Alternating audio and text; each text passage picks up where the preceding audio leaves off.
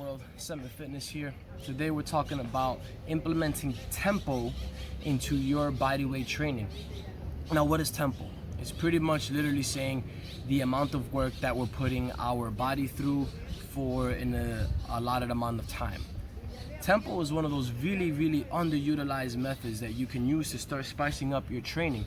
And so what we want to do with tempo is we're going to prescribe 4 numbers, or 4 digits I should say, that you will start, pretty much counting within your exercise.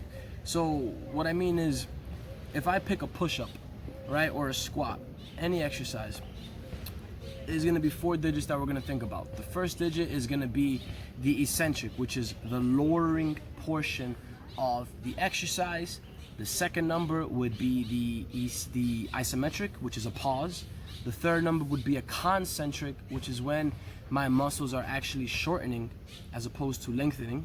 And then the fourth number is going to be another isometric pause. Now, when we dabble with these numbers, we can actually use different parts of an exercise to help us progress to other more difficult movements. So, for example, with the chin up, some people can not, pull their body all the way up.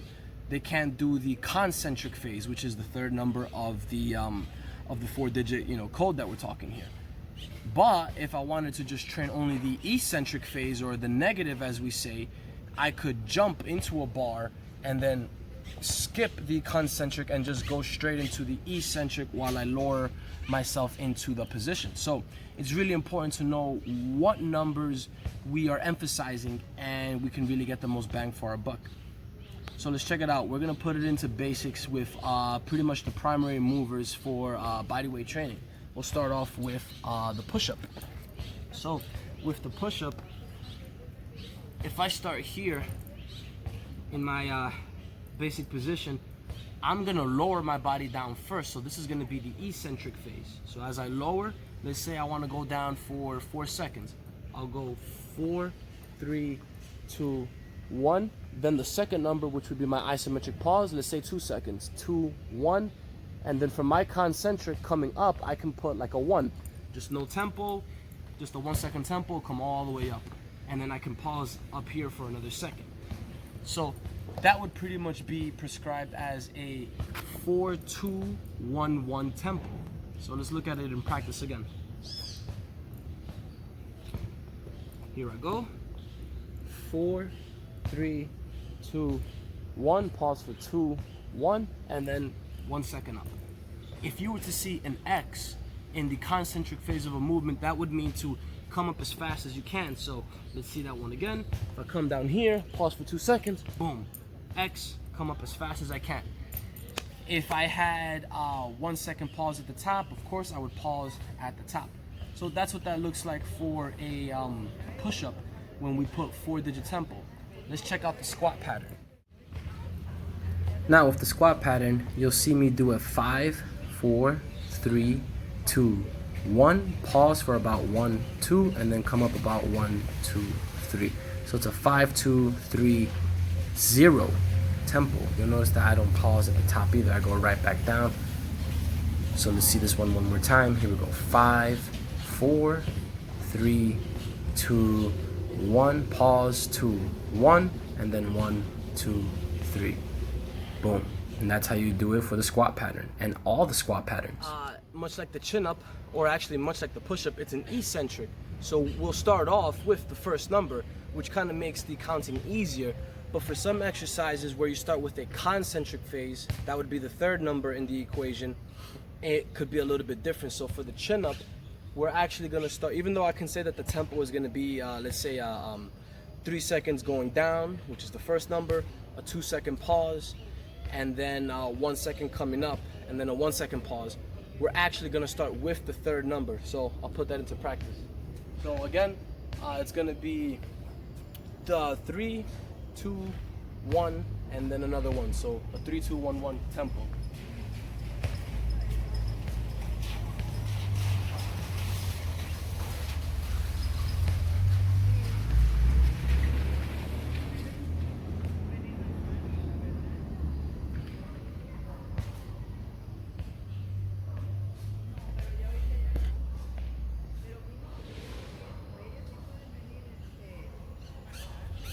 So again, because it's starting off with the concentric phase of the movement, the shortening of my muscles, that first pull that I do is going to be 1 second. So I'm just gonna go 1 second up. I have a 1 second pause at the top, and then a 3 second eccentric, and then a 2 second pause at the bottom. So sometimes it can get a little quirky sometimes with certain exercises, but that's why we're gonna have it down in the description. This next one's a horizontal pull pattern, and the exercise is an incline row.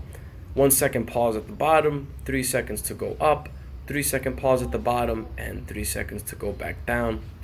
Here we go in real time, and 1, 2, 3, pause, 1, 2, 3, 3, 2, 1, down, 1 second, 1, 2, 3, pause, 1, 2, 3, 3, 2, 1, pause. And now we're gonna go for a more explosive rep. Here you'll see me explode and pull really quickly, pause for about 3, 2, 1, and then back down for 1 second, no pause at the bottom, which would be a 0, and so on and so forth.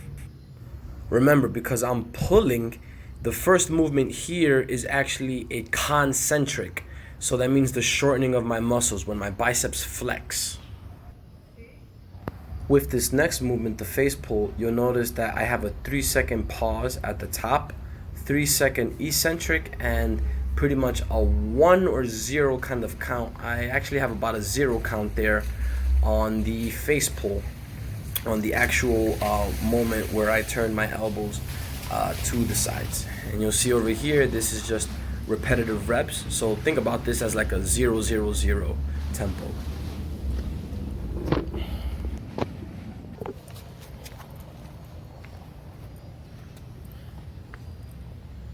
So now here we go for abdominals with a lying leg raise.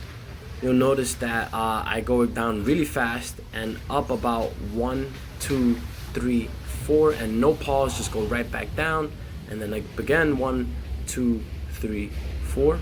You'll notice that my next reps I am going to actually slow down the tempo, and you'll notice right here tempo is a lot slower. 1, 2, 3, 4, 5, and then about a 1 second pause right there, and then 1, 2, 3, 4, 5, and I tap, and again 1, 2, 3, 4, 5. I pause for about 1, and then 1, 2, 3, 4, 5, and there you go. That's a lying leg raise with a tempo of a 5 count, lower, 5 seconds up, and a 1 second pause.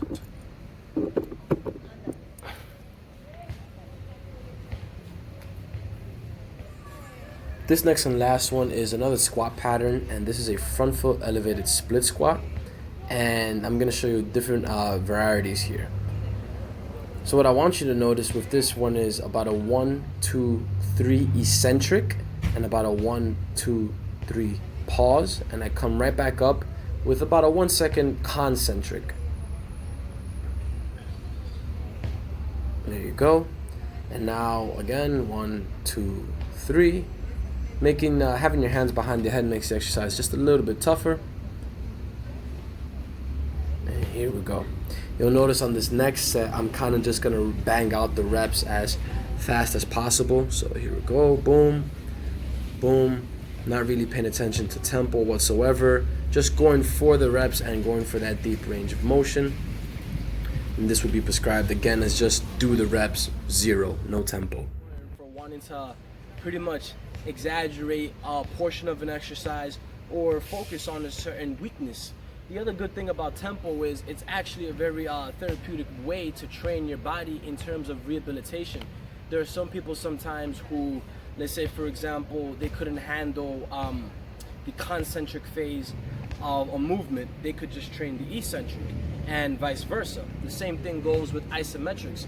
If you really wanted to exaggerate the time under tension that you're putting your muscle under, I can hold the bottom of a push-up position for about 8 seconds and flood my muscle with tension. The same goes for a bottom of a squat position or a midway portion of a squat. So when you start getting really, really adept with these numbers, you really start being able to see where your weaknesses are, where you might be able to train something in particular.